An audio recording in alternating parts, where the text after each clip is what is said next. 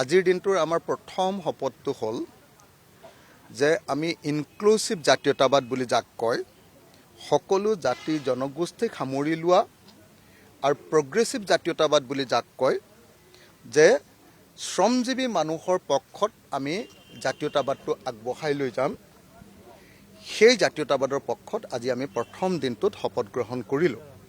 আমাৰ এইবাৰ 5টা প্ৰতিশ্ৰুতি অসমৰ ৰাইজৰ কাৰণে আমি আগবঢ়াই লৈ যাব খুজিছোঁ। 5টা প্ৰতিশ্ৰুতি, 5টা সংকল্প, 5টা আমাৰ মেইন কাম কৰিম বুলি আজি আমি শপত ল'ব খুজিছোঁ। 5টা গেৰাণ্টি আমি অসমৰ ৰাইজক দিবৰ কাৰণে আজি সংকল্প ল'ব খুজিছোঁ।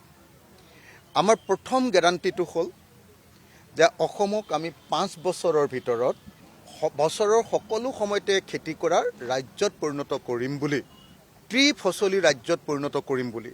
ত্ৰিফচলী মানে মিনিমাম 3বাৰ খেতি কৰাৰ ৰাজ্যত পৰিণত কৰিম বুলি আমি আজিৰ দিনটোত শপত ল'ম যে ৰাইজৰ দল ক্ষমতালৈ অহা 5 বছৰৰ ভিতৰত অসমৰ সকলো পথাৰত পানী হ'ব। অসমৰ বৈধ সকলো খেতিয়ক বিদেশীৰ বাহিৰে সকলো মানুহকে মাটিৰ পট্টা দিয়া হ'ব আৰু খিলঞ্জীয়াসকলক অগ্ৰাধিকাৰ ভিত্তিত মাটিৰ পট্টা দিয়া হ'ব।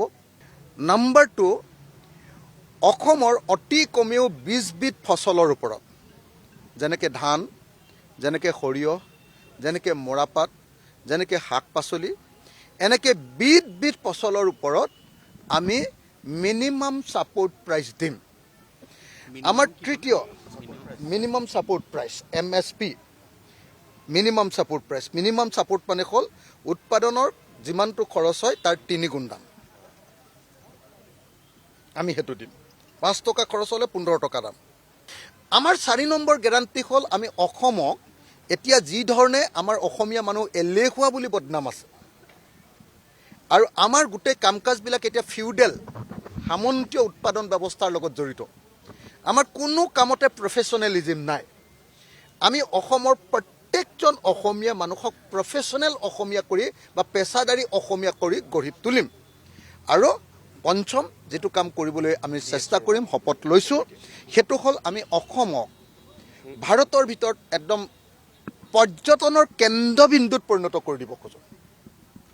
আমাৰ 97টা জাতি জনগোষ্ঠী আছে, তেওঁলোকৰ সকলোৰে ড্ৰেছ আছে, তেওঁলোকৰ সকলোৰে সাজ পোছাক আছে, তেওঁলোকৰ সংস্কৃতি আছে, তেওঁলোকৰ খোৱাৰ অভ্যাস আছে, চবৰে বেলেগ বেলেগ। এই 97টা ট্ৰাইবৰ এই সংস্কৃতিক আমি ভাৰতবৰ্ষৰ পৃথিৱীৰ টুৰিজিমৰ আটাইতকৈ ডাঙৰ পাৰ্ট কৰিব খোজোঁ।